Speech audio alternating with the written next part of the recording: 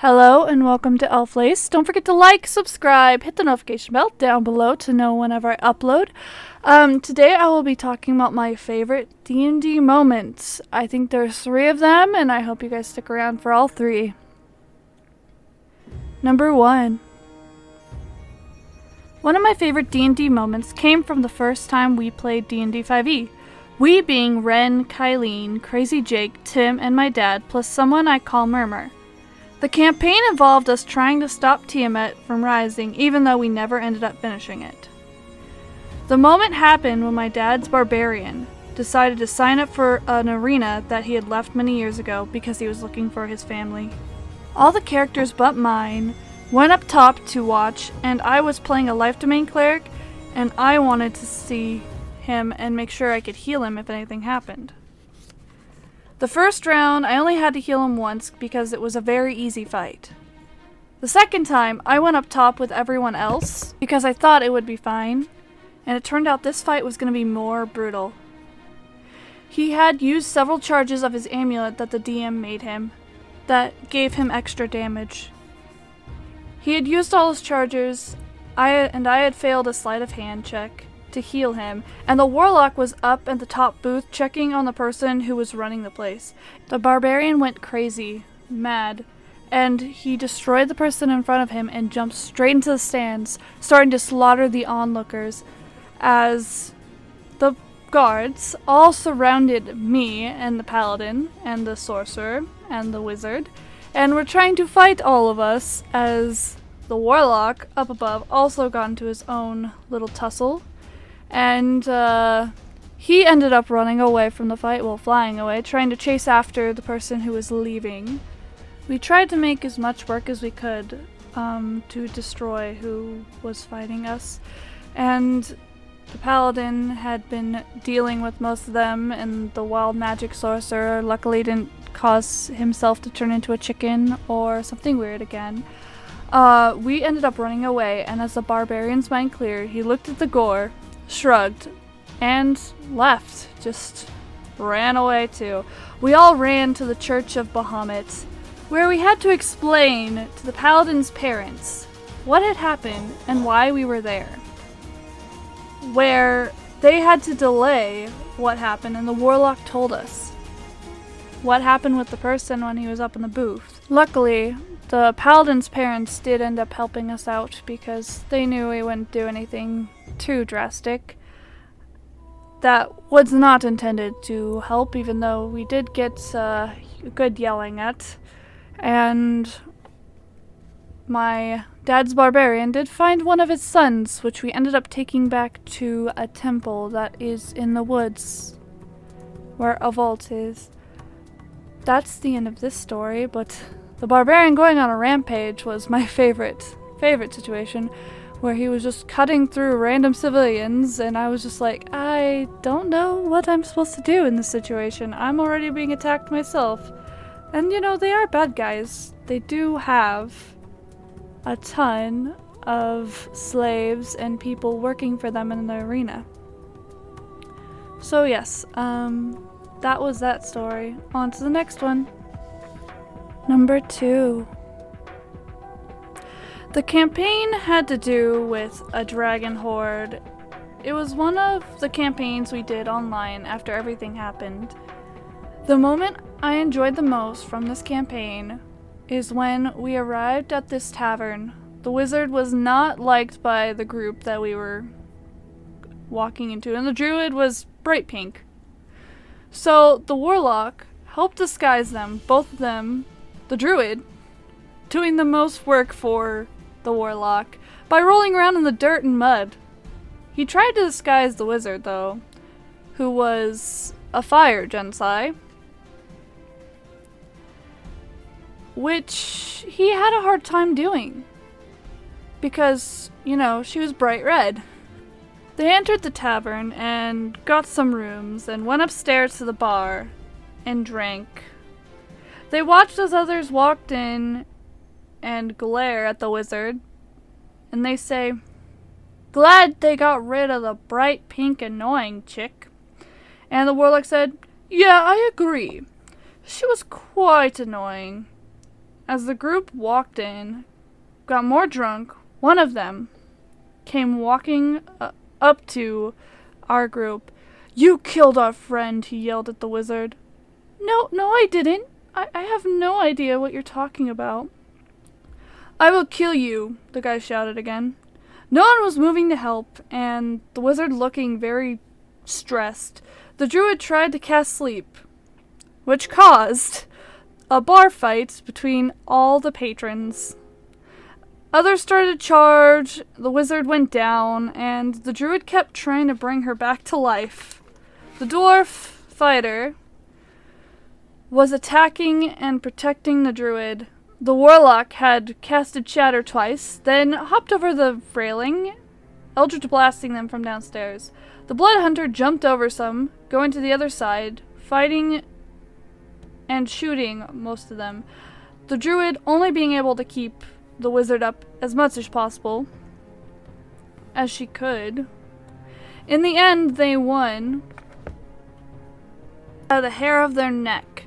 The owner came up, and everyone else ran and hid in their rooms. Later that evening, the warlock and the blood hunter were sneaking around. The blood hunter going into each of the stable rooms, and at the last one, which was the owner's, tries to take his horse. The horse freaks out, and the warlock hides. The blood hunter tries to calm the horse, but it ends up making it worse. The owner comes walking out of their room and sees her trying to run and hide. "We have horse stealers," he called to the rest of the group, and he's grabbing his weapon and having everyone else grab their weapons. "I'm not a horse thief. I heard a noise and was trying to check it out," the blood hunter said. "Then why are you running away?" This means punishment. The druid peeks her head out. "If you leave your room, you are dead." Another fight happens where they survive by the hair on their necks. Well, most of them. The blood hunter ends up dying because she's surrounded and the druid cannot heal her with no spells. The druid ends up having to find someone to reincarnate her, and the druid is no longer a dream druid, she is now a moon druid. Luckily, she also took the grave cleric. Some of these things that happen in these campaigns are just so funny because they can be avoided if you wouldn't do certain things, and it's just always, to me, funny when stuff like that does happen, because you're just like, why does this happen? I don't know why this always happens in my group. It's either it's a shopping episode or it's like a fight. I don't know. If anyone else has situations like this happen, comment down below, because it's really funny to me when it does happen. I don't know what else to say. Number 3. This campaign is more of a Starfinder-esque sort of campaign. It was before Starfinder came out, so we did a sci-fi campaign. This also made people in our group not really want to do a sci-fi campaign again, because it was one of the harder ones that we did with crafting and things like that. My most memorable moment from this campaign happens when we run into someone who has a bounty on their head, and we call their name because, we know them, we help them escape from a prison-esque place. And to get revenge on us for calling his name, he gets blood of our rogue, who, I guess we kind of deserved it because, we kind of caused problems with this person and they were trying to hide. He frames the rogue for murder, and the guys in our campaign were trying to stop this from happening, so they go and they try to get all her information gone, get all her blood cleaned up, get all this stuff fixed, and then the rogue, my character was trying to tell her, no, don't go and do this, you'll get yourself in trouble, they're trying to help you with something, they're not going to tell you until later. And she follows them anyways. As she walks in as herself, caught on camera, they tell her to go back. as she's going back, she turns into her friend and gets, like, her friend arrested. When the cops show up the next day, the cops arrest her friend, obviously, and then she goes and she follows. And then I follow her because I'm like, oh, she's gonna get herself arrested. Why don't I just go get myself arrested? Because I thought that would be fun. So they take us back for questioning, and they gave her truth serum, and she just... Already she's truthful. She's our truthful rogue who cannot tell a lie. And then there's my character who, I just knew they wanted something, so I was like, oh, woe is me, I ran over children with a bus on accident, and we threw paint off a building and had someone crash their car, and like just going on about other things instead of what's going on, because I know that we didn't do it. So I was just like, I don't know why you're blaming us for these things when we did all these other negative things. And like my character was crying. Well, I was crying because I can cry on cue because I'm an I used to act all the time. They end up getting put in jail, and then they are being taken to court the next day. And as they are being taken to court, our ship drops down a bunch of probes.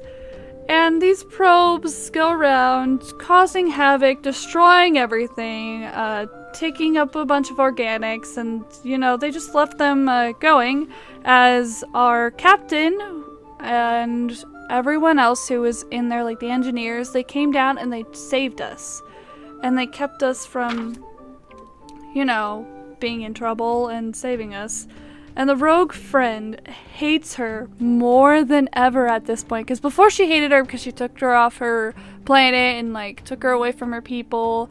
And, you know, she was brainwashed, but at that point, and then she also was really scared of my character because they called me the devil chick because I was technically, like, I looked like tiefling, but I was using instead from Terra, they were called originally Satellites, they're like Castellix or something like that.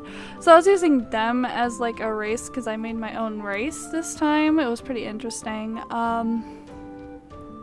My character is just happy to be saved. Like, this story didn't even have to happen if we had like listened to each other and believed each other, and just sometimes like in our D&D campaigns we just don't trust anyone, and like that leads to like a negative situation to happen. It's just, to me, it's hilarious. I just wish our characters would trust each other more. But you know, if you don't know each other, even though we've gotten closer as time has gone on, we just don't seem to trust each other. But this is the last story of right now. I have more. If you want to hear any more, also comment down below if you want to hear other stories, because I have a ton of tales, like small little things I can put into videos instead of putting like a big-esque sort of story into a video instead of doing these big long stories, which I'm still gonna keep doing with that one, but like I have other campaigns that I've done and are doing right now with some funny stories that happened, and hopefully some more to come. Because, you know, I love D&D and I always loved doing D&D. So, yeah. If you enjoyed this video, don't forget to like, subscribe, hit the notification bell down below to know whenever I upload. If you did enjoy this video and you have any other tales like from D&D that you've experienced, tell me down below, and if you enjoyed it, please tell me down below, because I really want to know. I want feedback, and if you think like the music's too loud or anything, don't feel pressured to not tell me, because I'm trying to improve. I'm a newer YouTuber, so, you know. Anyways, I hope you enjoy the video. Bye!